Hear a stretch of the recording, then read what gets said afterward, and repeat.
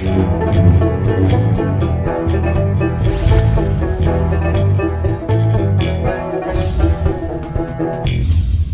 I'm the Deadwood Jedi. This is going to be another Raid Shadow Legends video, and this is a banger, guys. This is the new fusion. We are on the test server today. I'm going to show you a bunch of tunes using Helicath. I've got at least 2 of them lined up for you. I'll probably toss in a third with a couple of other videos, but we'll try and stretch it out a little bit for this week so I'm not inundating you with just one champion. But today's video, I'm picking Helicath into what I think is going to be the new standard of clan boss teams for beginning players. If you can get this champion, this is going to be the easiest clan boss team you can build with the most damage potential on it. It's an insanely simple and insanely good team. It takes a little bit of practice, a little bit of testing. You know, there's some things you do have to look out for, and I'm going to go over some of those little things as we go forward. There's definitely some requirements you need to make this run for all affinities. There's some requirements you need to make this run well and last 50 turns like you want. But it is stupid easy, and it's so simple. Anyway, let me show you the team. I'll show you the build, the setup, and we'll go ahead and do the run, and we'll talk a little bit about it. I will have some more videos coming out shortly that are going to go more in depth on how effective this can be, showcasing this team with like all rare champions, so you don't need OP champions to make this work and do good damage. And I mean, I'm blown away. I'm blown away with this champion. It's the fusion we've needed for a long, long time. You definitely want to get this champion. So these are the champions we're going to be using today. We have Martyr in there, giving us decreased defense as well as counterattack, but more importantly, giving us an increased defense buff, and that's going to be vital. I'll explain that later on. But she's going to be an amazing champion for this. We have Dracomorph in here. We're not actually going to use the A3 because it's not a damage skill, and because we have Martyr with the decreased defense, because we have Helicath who brings a weaken, amazing kit, we don't actually need that skill. We'll open with it just to help us get started, but we don't need the skill. So we're going to be relying on Draco for poisons and just raw damage, and it's going to be really, really nice. We also have Septimus here. Septimus is an amazing clan boss champion, can do great damage. On top of that, can extend the debuffs if we have enough accuracy, which I do. So I'm really excited to bring him back in. I haven't used Septimus in a very long time. And then we have Underpriest Brogni. Now, Underpriest Brogni is kind of vital for this comp. You do need somebody, if you want to be affinity friendly, you do need somebody to be able to block the debuffs or to cleanse the debuffs. And this kind of a build works either way. So you don't have to pick or choose. You can choose. You can pick or choose. You don't have to stick with one or the other, right? Underpriest Brogni with a 2-turn duration on that block debuff, though, makes it work so that you can block the debuff of the affinity as well as the stun. Otherwise, if you use someone like a Grizzled Jarl with a 1-turn block debuff, it's only going to last for 1 turn, and so you're going to have to just tank the stun or bring in another cleanser. A Doom Priest is an amazing cleanser and will work great in this comp if you put her in the fast slot. You can also bring in somebody like Battle Khazar, but then you have to decide, am I cleansing the debuffs or am I cleansing the stun? Because obviously you can't do both. And then you also have to make sure it doesn't take the stun. So there's a little bit of tricks with some of those things, but generally, amazing comp, very easy to use, and you can get away with just using someone like a Grizzled Jarl pretty easily in this team. Now, obviously, the one champion I haven't looked at yet is Helicath, and I thought we'd go over his kit first so we know what we're bringing. His A1 is going to have a weaken debuff as well as ignore shield and block damage. Now, the ignoring shield and block damage is going to be more useful in things like Arena, especially Hydra for sure. But the weaken debuff is going to be great for us. Now, it's when booked, it's a 2-hit ability, each one with a 50% chance of placing that. So if you give him enough accuracy, he should land that very, very consistently. It also has attacks all enemies, places a shield buffs on all allies for 2 turns. The shield value is proportional to this champion's defense. Now, I'm going to be showing a little test later on with, not in this video, but in another one, showing the comparison between Valkyrie's shield and Helicath's, but Helicath has a very strong shield. I don't know if it's exactly the same, but it is very, very strong. And so we're going to be able to utilize that in this team specifically. It's really nice. But remember, it's proportional to this champion's defense. So if you give him an increased defense buff, it's going to make that shield bigger. That's why it's going to be so vital to have that in this team. And the next thing we have, this A3 skill, is places a block damage buff on all allies for 2 turns. In the passive effect, whenever a block damage buff is placed on an ally by this champion, is removed, stolen, or expired, places an increased defense buff on that ally for 2 turns. So basically this, once block damage comes off, everybody will get an increased defense buff for 2 turns. That's great.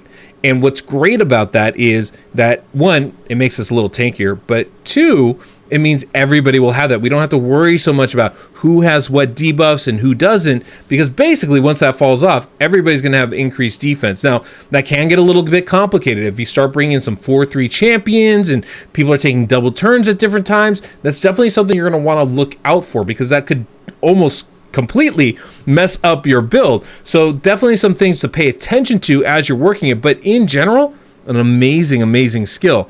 And of course, block damage on a 4-turn cooldown is insane. Now, one thing I will say, I really did try to book this so that the A2 was also on a 4-turn cooldown along with the A3, and I think if you can make that happen, if you can book everything but this last cooldown, I would do that. I would not finish booking this if possible. The reason why is because this shield, if you can have it on the same cooldowns as his A3, then you can pick and choose when that skill goes. Otherwise, you really can't. And so that's just one of those little things that if you can, I would do that. Now, he has an interesting passive ability. His defense goes up by 5% for every ally under a block damage buff. That means for most of the fight, he has, what, a 25% defense boost? Pretty solid, right? But you got to be, it's not always going to be there at the right time. So for this team, it's going to be really nice, actually, and really help the building of his shield. But for some teams, that might not work out as nice as we would like. So just something to kind of keep in mind. Nice little passive ability. The really good one about this, though, is he counterattacks with the default skill whenever an ally's hit while under a block damage buff. That's great. Now, I mean, that's going to be great, obviously, for things like Hydra, right? So you can place that weaken over and over and over again, but also really good for Clan Boss, where he has a natural counterattack built in. And then very last, he has a wonderful defense all battle aura of 30%. Very strong, actually. I personally probably would not run him as a lead in Clan Boss because I don't want him taking the stun, but that is an option, as he does have a good aura. So that's Helicath. Let's go ahead and look at the run, and then afterwards we'll look at the gear of these champions. Okay, so as we jump in here, I have everything set to auto mostly, right? The first 2 turns. There is 2 little things I want to do to optimize this to the fullest extent, and that's going to be this next attack here from Martyr and Draco, just utilizing their skills slightly differently. It's one of those things, just setting it up so that we get counterattack when we want, so that we have as many debuffs up for Draco's A1 as we possibly can, those kind of tiny little things here. So we're just going to A1 with pretty much everybody here. There goes Martyr, A1, and now I can click auto. And we're going to be done. We're going to be set to go. Now, we're not going to be in sync until turn 6, but this is a very basic team. This is basically the Tower Skull Crusher team. There's no differences. So we have basically Helicath going on a 4-3 ratio, taking a double turn right before that first AoE, and then everybody's on a 1-1 turn. And that's it. We have Brogni going last between the AoEs right here, and that's going to allow us to place block debuffs on everybody and keep us affinity friendly throughout. That's the team. It's super simple to do, right? You can use a Grizzled Jarl in that Brogni spot, right? And just tank the stun, someone with a 1-turn block debuff, right? You can actually put in the fast slot where I think we have Draco right now. You can actually put a Doom Priest and cleanse all the debuffs and stay affinity friendly. This works. This is a tune this is one of the oldest speed tunes in this game, and it's always worked really good with Tower and Skull Crusher, but you always had real issues with affinity. This one makes it way simpler because you also don't have to worry about who's taking the stun as much. I mean, it definitely helps to have it go to particular champions, but it's not as big an issue. And the reason why is right here coming up where Helicath places his shield. Look at the size of this thing. That is a massive shield right there. Absolutely massive. And what it does is it allows us to actually tank the stun with the shield. There's builds before where you use Tower and Valkyrie, using Valkyrie's shield to sustain the stun damage. Well, we're doing the same thing with Helicath, all in one kit. This means he's the only champion we need to make this Unkillable work. He's the only one we need. There's no other champion in this game like that. Not even Man-Eater. Man-Eater, you still need a Painkeeper. Helicath, you just need Helicath. There are a couple ancillary things that you want to bring in, right? In order to last those 50 turns. You want to bring in someone with an increased defense so that shield is bigger. You want to bring in someone that can cleanse or block debuffs so you can stay affinity friendly. But you don't have to be affinity friendly necessarily if you're only hitting void, and you can tank the stun for sure. There's even marked, I think she's a farmable rare champion in the campaign that can do a 1-turn block debuffs and a 2-turn increased defense buffs. Like, she's great. She's great. And you can put her in the Brogni slot and stay affinity friendly, right? Maybe you tank the stun with somebody else, but that's it. As long as Helicath doesn't take the stun, you're going to be in good shape, and this team's going to work smooth. So this is an amazing squad, and works really, really well. The other thing is, you'll notice Helicath only has will lose the counterattack right here. Doesn't matter, because she counterattacks when people have block damage on, and so she'll counterattack for free anyway. So even though she's taking that double turn and missing 1 turn of counterattack, doesn't really matter. The cool thing about using Brogni in this team is Brogni's actually going to grow the shields on Helicath right there, right? He grows the shield afterwards. So not only is Helicath's shield big already, but it's getting even bigger due to Brogni. A really, really amazing comp.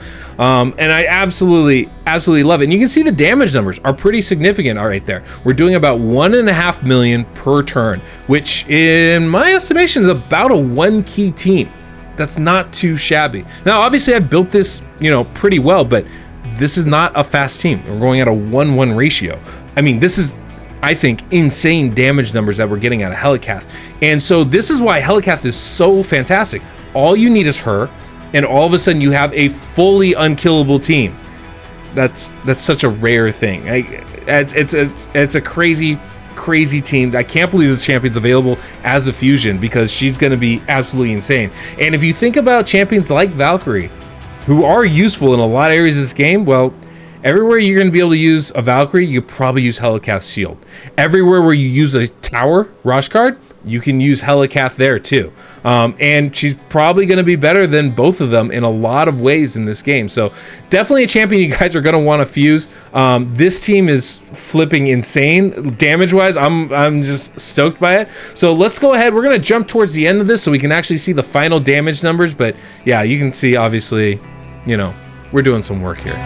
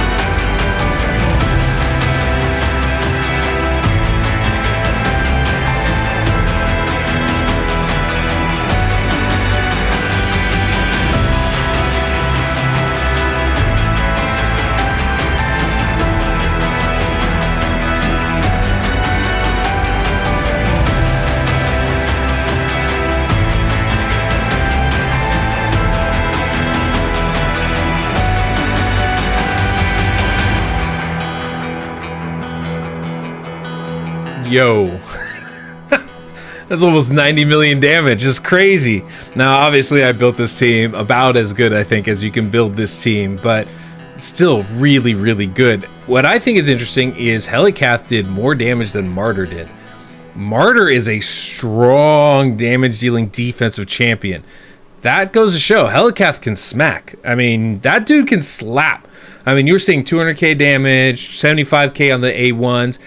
And now I don't think he's going to be the strongest attacking champion, right? He's not going to do crazy damage, but definitely a stronger attack, gets more damage out of Helicath than you would out of, say, a Roshkard the Tower, for sure, right? And he can be really, really strong. Now, obviously, this one's built very hefty, right?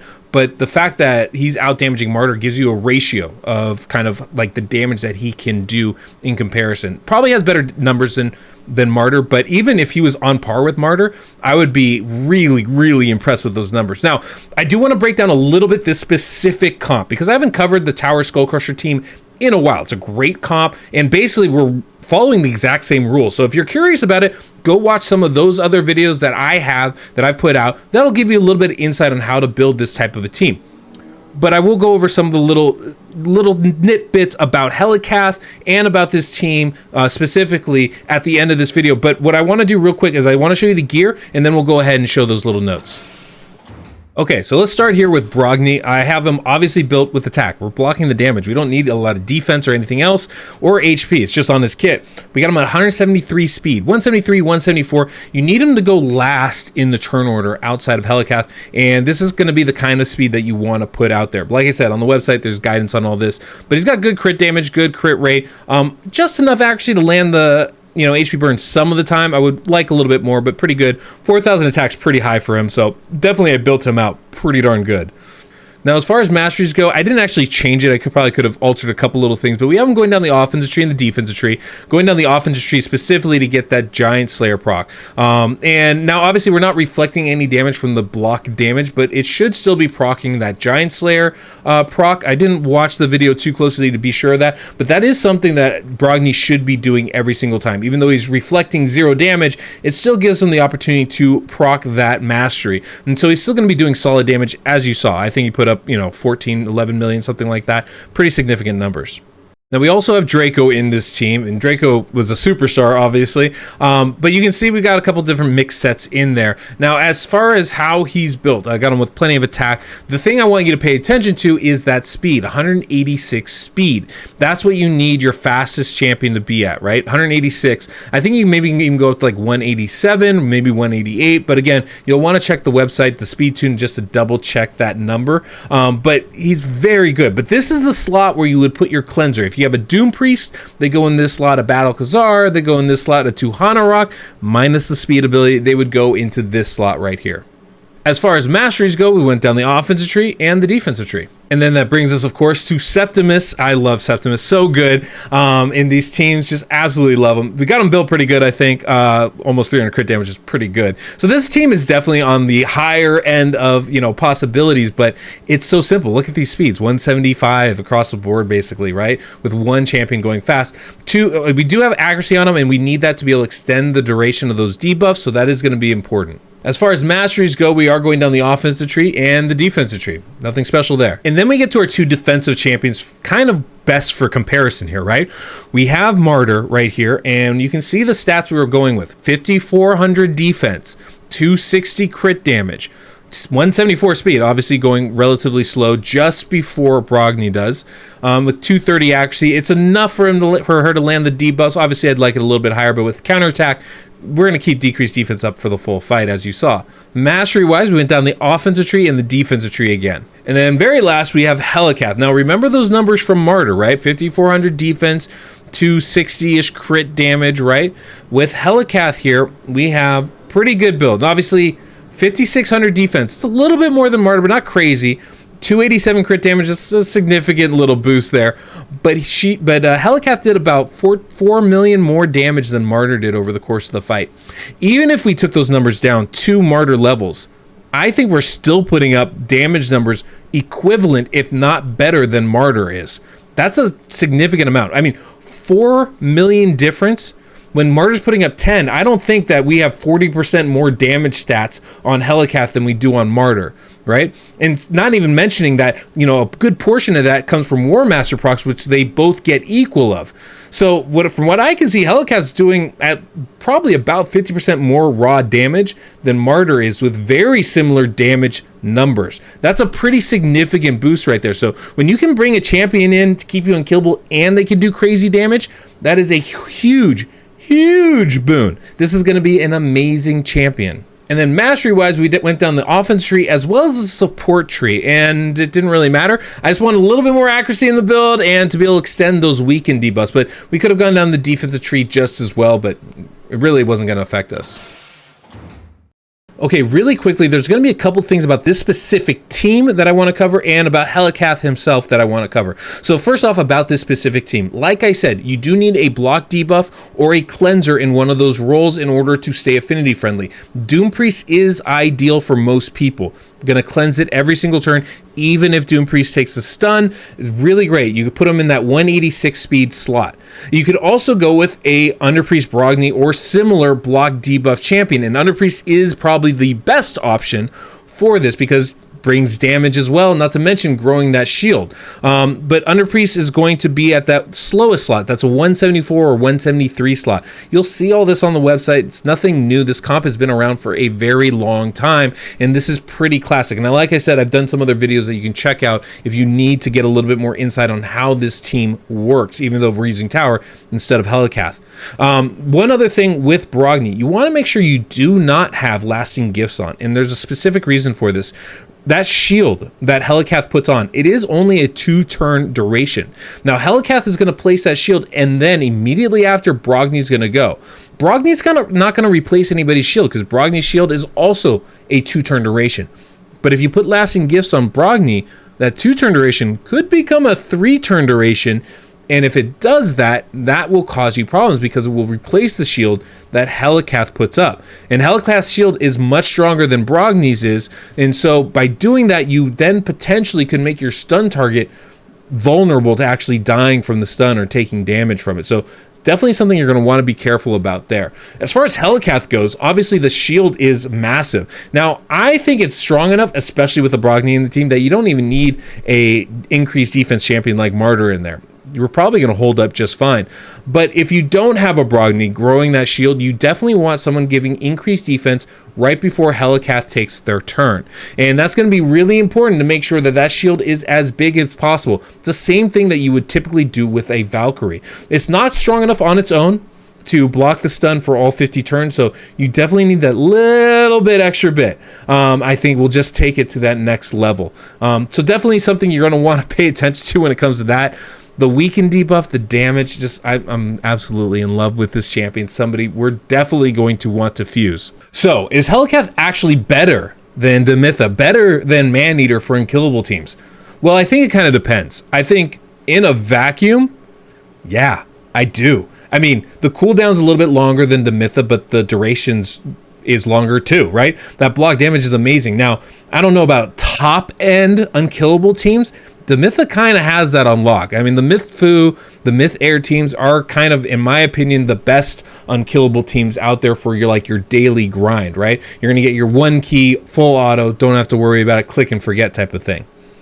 But for entry-level clan boss, Helicath is absolutely the best champion to have. Better than Maneater, I think 100%. Better than Demytha, I think 100%.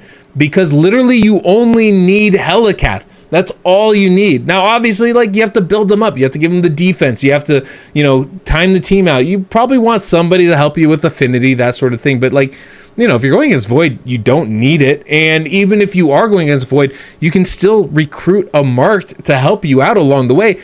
And the thing is, this is the crazy thing about this team. You have Helicath does damage, brings debuffs. You still have 4 other champions to fill up slots. So even if you use 1 to block debuffs or 1 to, cleanse the stun, or you use 1 of each to do those things, you still have room for 2 more unkillable champions.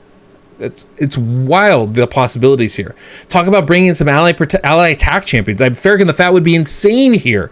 Absolutely insane. Give me a Kreela. Why not? There's so many options as far as ways to attack this boss with this champion. It's wild to me. And I'm really excited because there's definitely a 2-1 ratio team we can put together with this guy. And I'll show you that in the next couple of days. And I mean, I'm going to show you guys how you can 2-key Ultra Nightmare using all rare champions with him. He's so good. You don't even need to build defense on your stun target. I'm super excited to talk about this guy some more. But thank you guys for sticking around. You're definitely going to want to see those other videos. Make sure to subscribe and hit that notification bell. That's the thing, so you don't miss out on the next one of these. But till next we meet on the Deadwood Jedi.